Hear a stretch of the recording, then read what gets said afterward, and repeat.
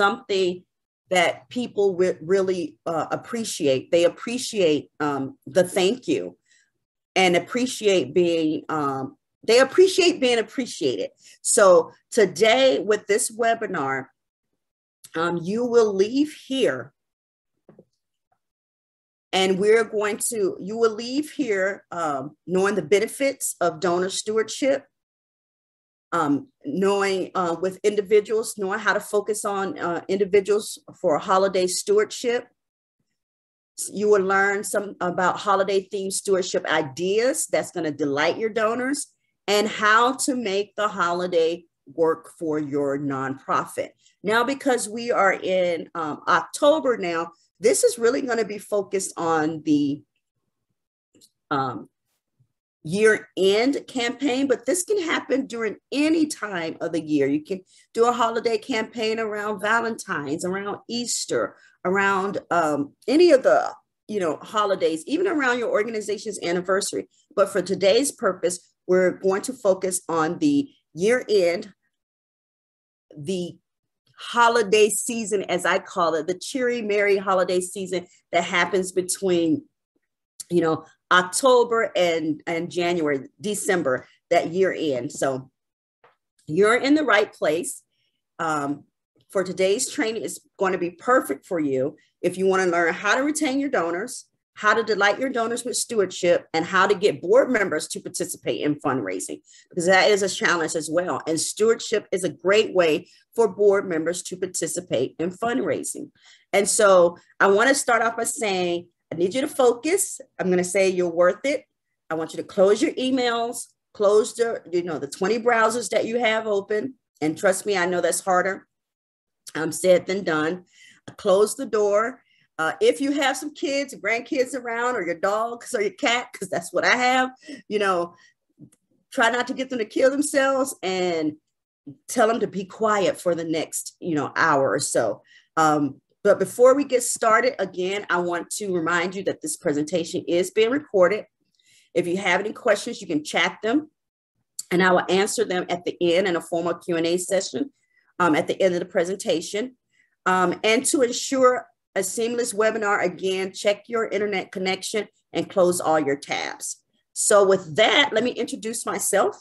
I am Sabrina Walker Hernandez. I studied political science and public administration. I obtained a nonprofit management certification from Harvard Business School. And for the last 25 years, I've worked in the nonprofit industry, in direct services, operations, and executive leadership. In 2018, I was diagnosed with cancer and felt I needed to retire. And since then, I've been helping small nonprofits, staff and board build relationships that convert into more donations. Now, everybody always asks me, why do I leave the cancer diagnosis in there? And I say I leave it in there because the whole reason I started my company, Supporting World's Hope, was to support nonprofit professionals, because I know what it's like to feel overwhelmed, overworked and stressed, and to feel like you're alone. And I don't want anyone to feel like that, because stress can bring on cancer. And if I can do anything to help you mitigate those feelings, that is my mission. And so with that, I'd like to pause just a little bit and tell you about some of the services that I provide. So I do workshops, board retreats, webinars, coaching, and consulting. Now on the workshops, I come once a month and I do these webinars, and I do them at no cost. And I hope that each and every one of you are taking full advantage of these webinars, because I like to give the details. I don't skimp out on that. Also, when you signed up, if you're on my mailing list, and you are now on my mailing list, if you sign up for this workshop, you get access to a VIP resource library that has all types of sample documents in there around board, marketing, resource development, fundraising, and policies. And this is at no cost to you. You have full access to that. And so I really do want to make sure that you are being supported.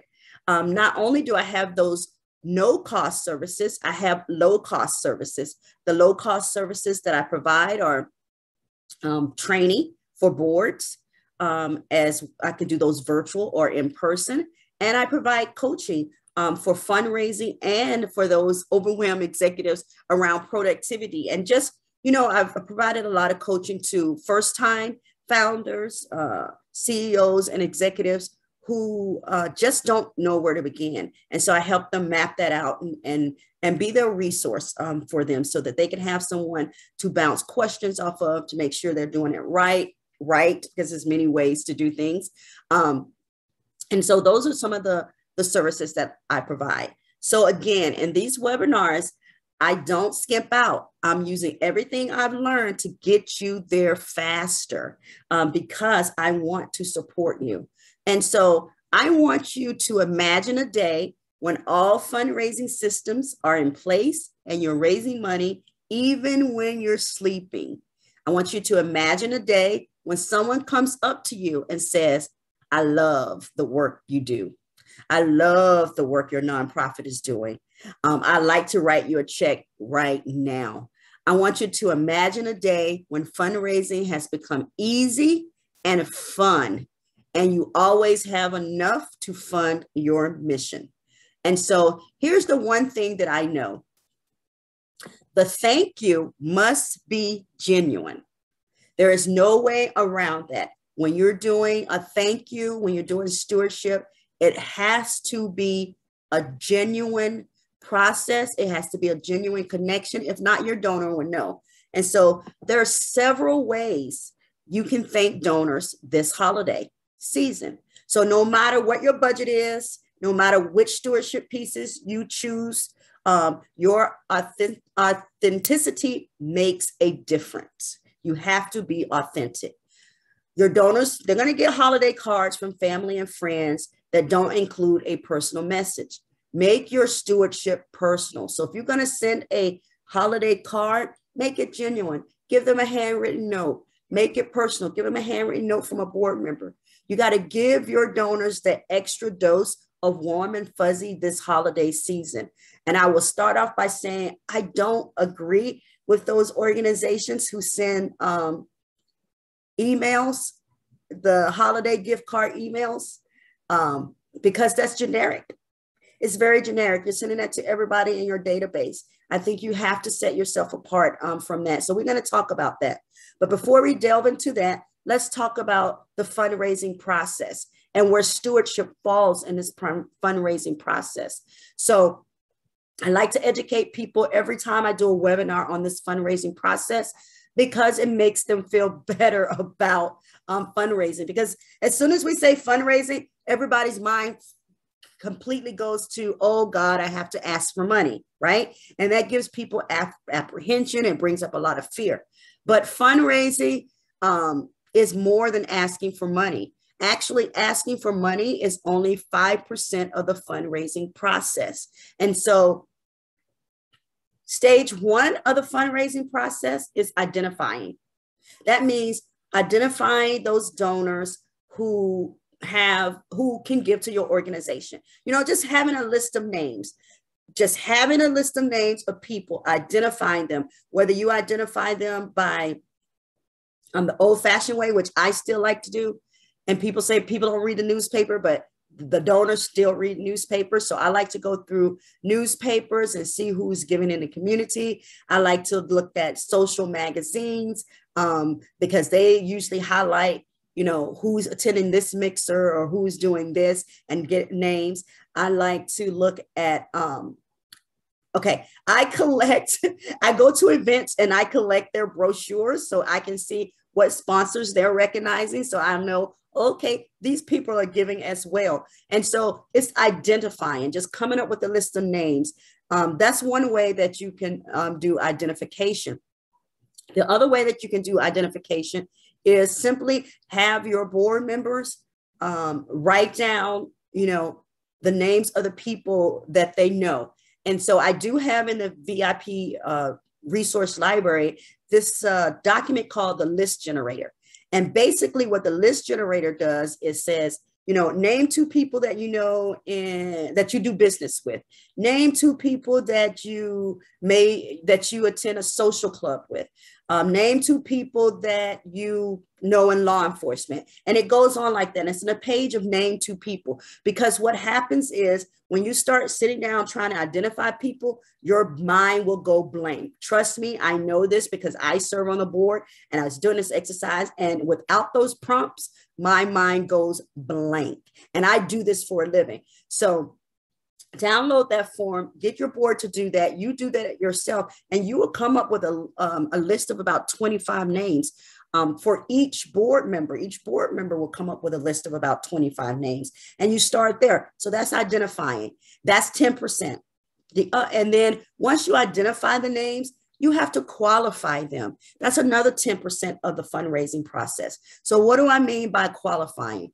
I mean, you have this list of names and Sabrina's name is on the list, right? But you don't know, you have to determine if Sabrina is passionate about the mission that you have. So, if your mission is children, is she passionate about children? If your mission is animals, does she care about animals? If your mission is homelessness, is that something that she's interested in? If your mission is around veterans, is that a service that she's interested in? So you have to qualify your donor, right? So let's say you have those 25 names, and by the time you qualify them to see, first of all, are they passionate about your mission? That's probably the most critical. But then also, what's their capacity to give?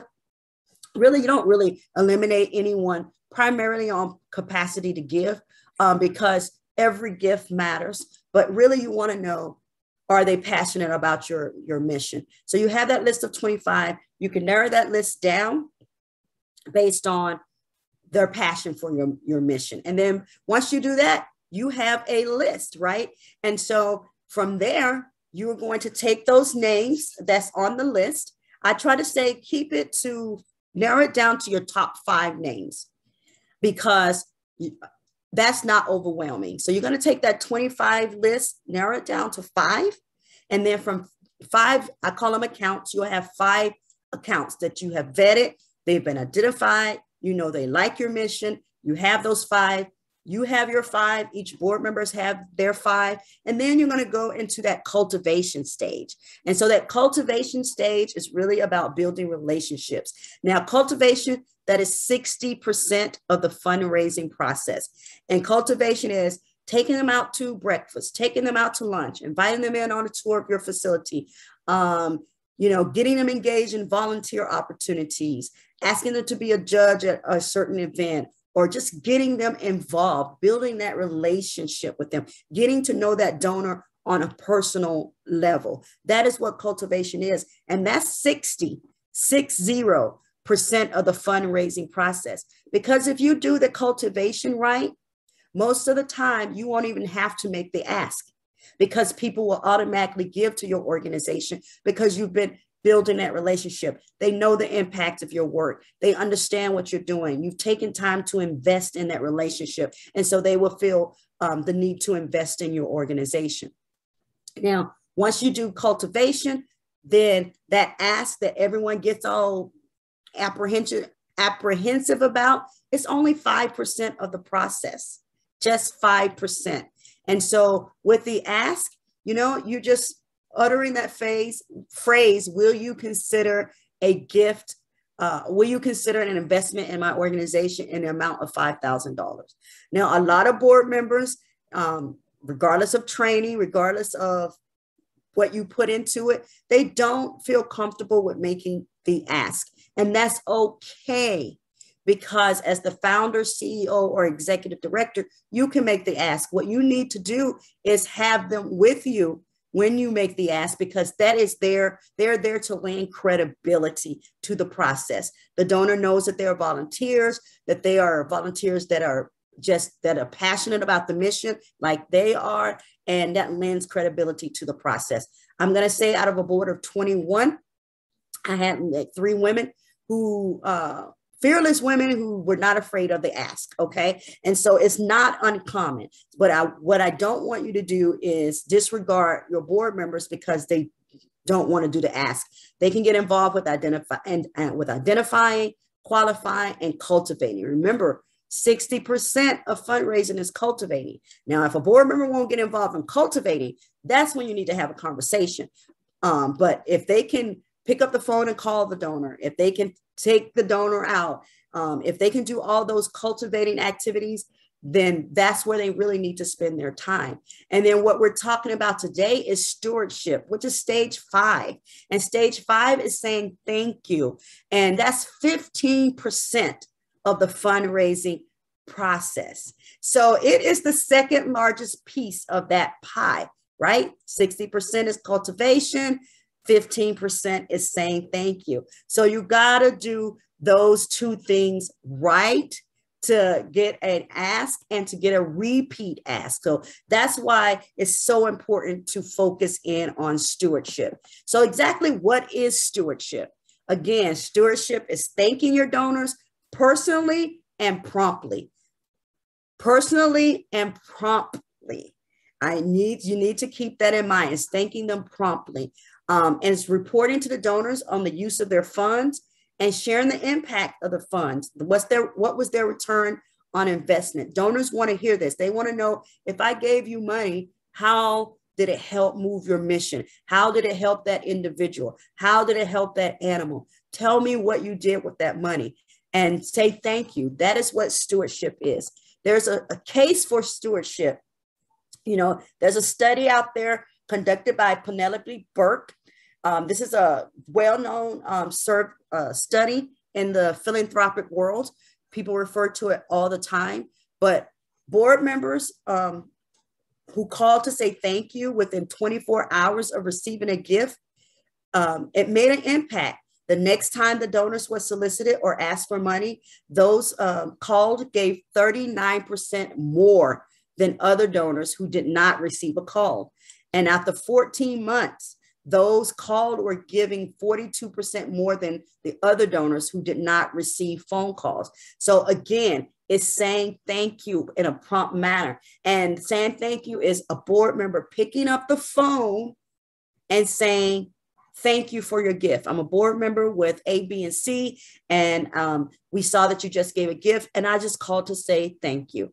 Doesn't take board members seconds. It takes you seconds to send an email to a board member and say, hey, can you call this donor at this number? And here's the script that you say. And that's all you say. And if they, of course, if they want to talk, you talk. If you decide to leave, if they don't answer, you leave it in a voicemail, because it's going to set your organization apart. A lot of organizations don't do this, but it shows that it does make a difference. And this is your board participating in the fundraising process. So don't get frustrated with that board because you say they won't raise money, or they won't sell this ticket, or they won't do this. Use them, meet them where they are, right? And have them make donor calls as soon as you get that gift. That is going to be prompt response to stewardship. So what happens without stewardship? Again, without stewardship, your donor is going to be surprised at the next solicitation, because what they're going to say is, I never hear from you except when you want money. And nobody wants to feel like an ATM machine. They might say, you know, my acknowledgement was slow in coming or inaccurate. So having board members make those phone calls and within 24 hours is a great tool, because then you're going to follow it up with a handwritten thank you note. And sometimes you don't have the systems in place for that handwritten thank you note. And I'm going to give you a tip on that as well. And then when you send that handwritten note, sometimes organizations try to say, thank you for your gift of $500. And the donor didn't even give $500. And they're going to be like, I didn't give $500. So it wasn't accurate. So be careful around that. Or, you know, what happens without stewardship is the donors won't give because they don't know how you used the gift. Or they'll say, you know, you didn't use my gift as I designated. You know, I gave the gift for you to enhance this program to feed more of the homeless, and you used it to buy socks for the homeless. So if you don't report back to the donor what you are doing, they will make assumptions. And so you need to share that impact. And what happens without stewardship, worst case scenario, is they are just going to stop giving. And so before I move any further, I just want to say that one of the tips around making sure that the acknowledgement is not slow is when you have your board meetings, hopefully when you have your in-person interactions with your board, and hopefully your board meetings are in person. If not, you can still work around this tip. Pass out a script, pass out note cards, give them an ink pen, and have them write that script in their own handwriting. This is your board members, and sign their name. Do not address the thank you to anyone. Don't address it to anyone. And then you collect those. And so if you do that at each board member, have each board member handwrite maybe 3 to 5 cards, you're going to have a stack of them so that when a gift does come in, all you have to do is add the person's name and sign your name next to the board member's name and send that out. And you will have a prompt response there as well. It won't be slow. It won't be months down the line that you're saying thank you. So keep that in mind. That is a tip that I learned. Now you might get board members saying, oh, every board meeting we have to do this. Why, yes. And you can explain it to them what stewardship is and what difference it's going to make. It'll become routine to them or mundane to them, but you need to keep explaining to them why. So there's some value in stewardship, and stewardship helps ensure future support. Remember, people who are thanked properly, they will give again. Stewardship offers legal and public protection, and most people don't realize this. If you do stewardship, you are being very transparent because you are letting the donor know what you are doing with their money. So you can't take someone's money and they say they designate it for A and you do B. So you need to make sure when you take someone's money, if they are very specific about where they want that money to go, then you do that. And that's going to protect you legally and public protection as well, because they're going to understand that when I give this organization money, they're going to do what they say they're going to do with that money. And stewardship strengthens your board and volunteers. Remember, this is the second biggest piece of the pie. You can get your board members involved in saying the thank you. It starts cultivation for the next gift. You have to plant the seed for the next gift. This is about retaining your donors, making sure you are doing stewardship so you can repeat steps 1, 2, and 3 to get another gift. It moves gifts as an event to giving as a relationship. So, I gave you that gift. You say you do the stewardship. You do the thank you. Then we're moving. We're going to start retaining and start building our relationship even further. So it's going to solidify that process. It's going to build trust and credibility. It changes dynamics from being nonprofit centered to being donor center. And that's going to be making it about the donor. So making sure that the stewardship piece speaks to the donor. And donors going to see a good return on their investment, and they're going to want to invest more, and they're going to want to invest more, not just more, but more often. And stewardship is just the right thing to do. It is the proper thing to do when someone gives you a gift, to say thank you. If nothing else resonates with you, show good manners. When someone does something for you, say thank you. So here's some year-end strategies for individuals, because we are in the year-end. And remember, that's what I said, we're going to focus on the year-end. Anytime that you can get a face-to-face visit, it is always best. Now, with the pandemic having to happen, we know now that face-to-face is via Zoom, and it can be via Zoom. So if face-to-face is not possible, consider, who's the best messenger and what's the best medium. And again, Zoom is a very good medium for that face-to-face.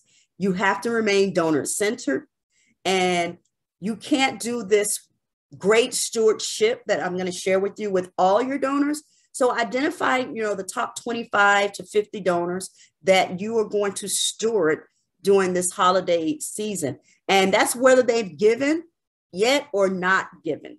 So keep that in mind. And then you got to treat your board members like donors first as well. Hopefully you are beyond that point of your board members are not giving, and that they should be giving. That is a must, that your board members should be giving. But treat your board members like donors as well. Show them some appreciation during this holiday, because they should be given of their time, their talent, and their treasure.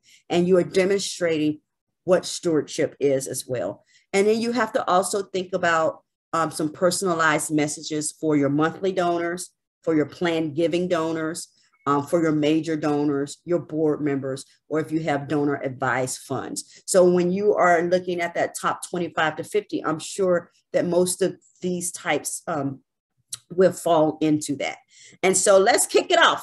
What is the first season or the first thing that you could do during this season? I say the season is like October, November, December, right? And so you can look at Thanksgiving. So thanks is literally in the name of this holiday, right? So show your donors that you appreciate, you're appreciative of them. So I know giving is in there too, but we're going to change it up just a little bit for the stewardship piece, and thanks is in there as well. It's not just about the giving or asking them for money. It's about saying thank you for the gift that they have already given or the potential gift that they will give. So around the holiday stewardship ideas for Thanksgiving, you can engage your board members to make phone calls to say thank you. This, right before Thanksgiving, have them call and say, thank you for your support of our organization. And we just wanted to say, right before Thanksgiving, because thanks is literally in the word, thank you. Right. And have that conversation or leave that message. You're going to enlist the help of those, you served during this time, to send letters that's going to highlight the impact that your organization has done. You can send a simple thank you card. Right. And so with Canva and all those, you can design a card, have people sign it, and send a thank you card and get it in snail mail. I think there's some value to snail mail, not the generic email. And because we don't get the only mail that I get nowadays is really sales advertisement. So I get a little heart palpitation when I get mail that's addressed to me, or you can surprise them. So this is something I did during the Thanksgiving holiday for my donors. Not all of them, but the ones that I knew this would resonate with. I'm a big sweet potato pie girl. And I'm from the South, and I make a lot of sweet potato pies. And so what I would do is I would hand deliver sweet potato pies to some of my donors before the holiday season. And now that I've retired from my job, they still expect their sweet potato pies. So my daughter and I, it's a tradition that we would make sweet potato pies, and then we would deliver them out to those people that had supported me and my organization in the past. So surprise them with something like that, whether it's cookies, whether it's sweet potato pies, whatever it is, surprise them, and they will be very appreciative of that. So let's talk about Christmas, right? Because when we think of holiday, that's really what we're thinking about. When we think about that season, we're thinking about Christmas. So here's something that you could do. You can invite your donors to take a break from, people out shopping. They're doing all these holiday parties. They're doing all these things, but you can ask them to take a break and come to your organization or where your organization can host the donors and their families for an afternoon of like gingerbread house decorating. If that's a part of your mission, or it doesn't even matter if you're doing homeless, veterans, youth services, everybody likes to build a gingerbread house, right? So you can do like, invite them in to do gingerbread house. Or does your organization, if they work with animals, you can have your donors come by your office to make holiday themed treats for their furry companion, like for their dog or their cat or whatever animal they have. So you just arrange for a break from the shopping and the hecticness of the season, and you invite them in. And if you're not a facility-based nonprofit, that's okay. You can find a facility to hold this in. Start talking to your board members. Look at your local community recreation centers, maybe to get a room donated that you can do this in. So you got to get creative around this part, but the whole goal is to bring them in to say thank you, to give them some downtime from that hectic holiday season. And that's a great stewardship opportunity. Another one is, making deliveries. Now I put here poinsettias or plant deliveries, but it really is just making, dropping by on your donors. It could be a holiday card. It could be a small token of thanks, but poinsettias, people think of the holidays. So I put that in here. And people love to have them around their office, so you can deliver those. And if you start organizing this in advance, you can probably get a local florist to donate the poinsettias that you can give to your donors to say thank you. But if that's not in the cards, a small token of thanks. I was in youth services, and I say this all the time. So we would have the kids make holiday decorations, and then we would deliver those holiday decorations to our top donors. And it's handmade by a child. It's not going to be the best, but that's what they understand, right? It's not going to be like knock them out of the park, but they love those handmade gifts from the kids. So think about those again. It's not about how much money you spend. If you can't get the poinsettias donated, price them out. If it's not in the budget, then do a small token, like a holiday ornament or a holiday card. I always said that Dollar Tree was my best friend. So do things on a budget. Holiday cards, again, I'll say it. I love receiving mail that is personalized to me, because all I get right now is the sales or political flyers. And so I get a little warm and fuzzy when I get mail that's addressed to me. And you can design something for free on Canva. Don't forget that Canva is free for nonprofits. You just go to Canva for nonprofits and you get access to the entire suite, all the bells and whistles. Or you could do PicMonkey to design a holiday card.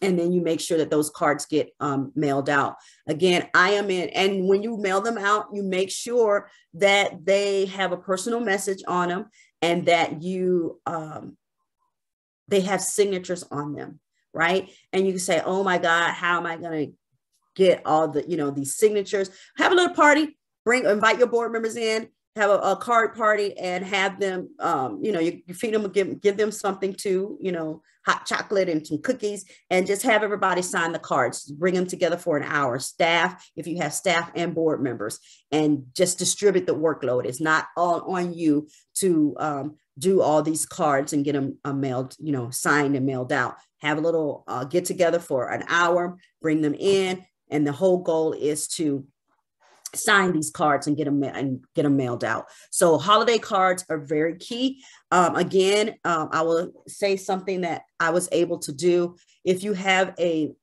print shop in your community, and I'm talking about a print shop that prints books. If you happen to have that in your community, or even, I guess, a traditional commercial printer. We had our kids do artwork, and then we had that artwork transferred to holiday cards. And so when it was transferred to the holiday cards, it said, this work was performed by this child at this age, and that's the design we could use.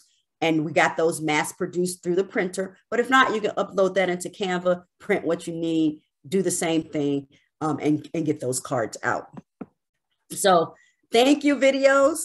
So thank you, videos are an effective stewardship touch. But when you're talking about the holiday, you got to bring in those elements of the holiday season. So if you already have your Christmas tree up in your office or in your home, that's where you film your holiday message. And if possible, it's always great to make sure you have clients in the video. And so again, I did use services. If you're doing animals, anytime that you can have the client in the video, it is going to be great. And it's just everybody wishing the donor, saying thank you, and just saying happy holidays, happy, season's greetings, whatever that is. And you don't have to be intimidated by the tech. You can use your phone. Trust me, a lot of my videos, I use my phone, and then you can edit it with a free software like Capwing. I love Capwing. You can put overlay of text. You can put music. You can do all kinds of things. And it's so intuitive, and you don't have to be like this editing guru. Trust me, I am not, but I was able to figure out Capwing, and you'll fall in love with it. There's a free version, and then there's a paid version. I fell in love with it. I paid for the paid version, but you don't have to do that.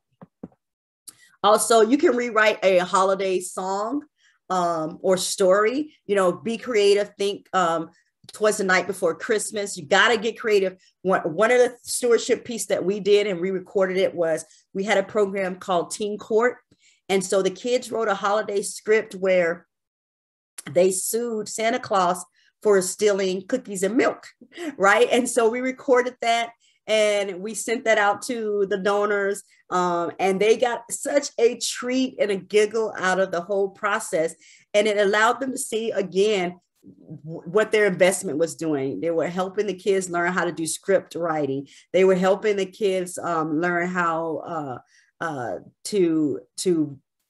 for acting, for drama, for all of those things. And we ended it with saying, you know, happy holidays to you. So, you know, you just got to get creative around, you know, rewriting a holiday song or story, or creating a story.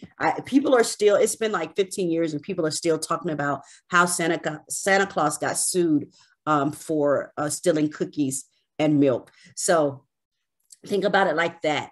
You know, and also you notice I keep saying, you know, season's greetings, or I still say Merry Christmas, but you also need to think about holiday specific stewardship. If you know certain donors celebrate Kwanzaa or Hanukkah or Christmas or any you know, of the holidays that happen between November, December, and January, you know, you could consider developing a holiday specific and culturally relevant stewardship piece. So keep that in mind as well.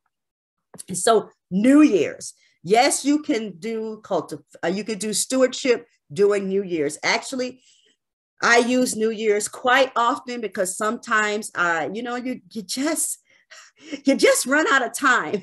And so I would always say, it's okay. You know, I would send my traditional holiday card, and then I would give my time to work on a New Year's letter, an impact report that I would send to all my donors. So send a New Year's card to your donors. You're going to stand out. They're not going to be getting a lot of mail during this time. Remember, I said people don't get mail anyway, but really during this time, they don't get mail. And you can save yourself time, and you can pre-print your message on your New Year's card, but make it visionary. It's going to be a forward-thinking note. It's going to be talking about the future and upcoming opportunities. So what I would do is I would share, say, you know, I would share what we're doing, and then I would share what our vision and our goals were. And it was like a 4-page, but I would print it out on 12, the big sheet, 25 sheet, and front and back. So it's like a little folded magazine type. And I would send that out to my donors and make sure they got it at the New Year's Eve mark. So think about that. You don't have to get that complicated. It can be a New Year's Eve card, just wishing them a happy new year with some forward-thinking message on it about what your vision is for your organization for the new year. And so I really encourage you to take advantage of the holiday season.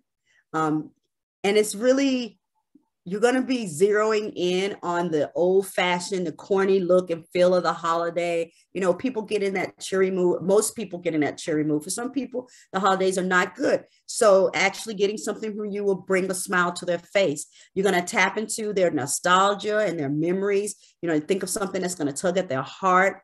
You're going to fulfill or key into donors' expectations around the holiday, and you're going to make your stewardship reflect that holiday. So if it's Thanksgiving, think about turkey, using turkeys and pumpkins. If it's Christmas, think about holly clip art, or, you know, so just think about the season that you're doing your stewardship in.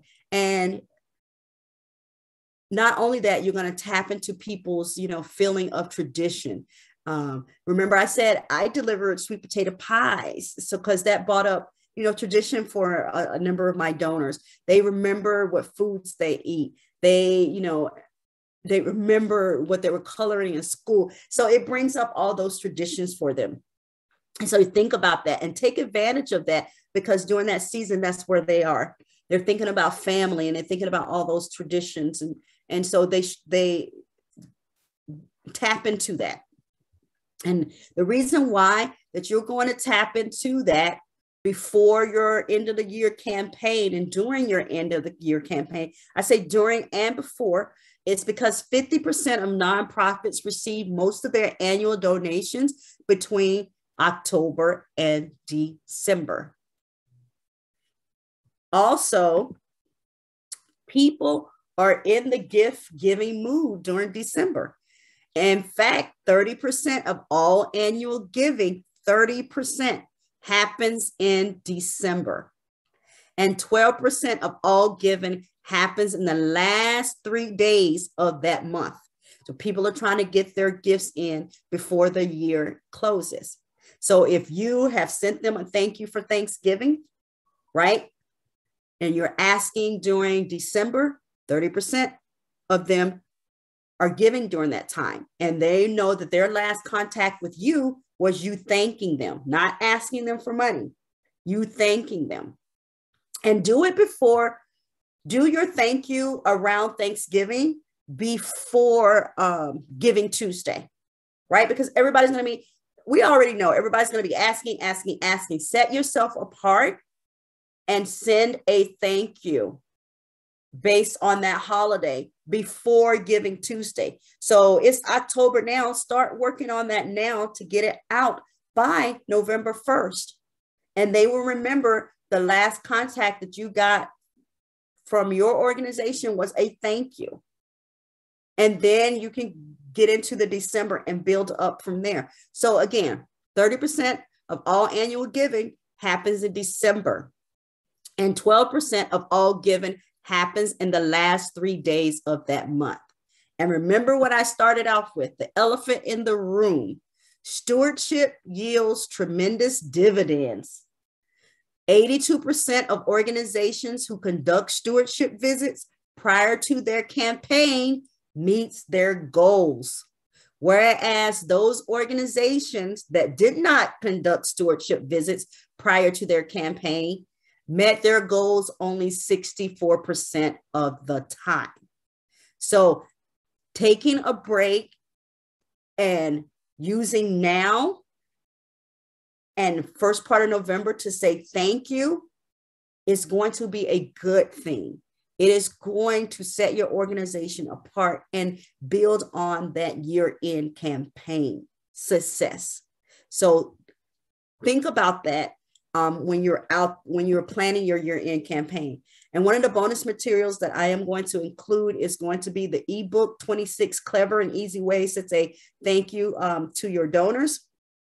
And so you don't have to think a lot about it. I gave you some great examples in this webinar, but you're also going to get more examples in this ebook. And so hopefully today you've gotten something out of this, because what I promised you was recommendations on how to retain your donors.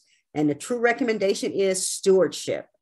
Make sure you are saying thank you. That is 15% of the fundraising process. Is the second largest piece of the pie, stewardship.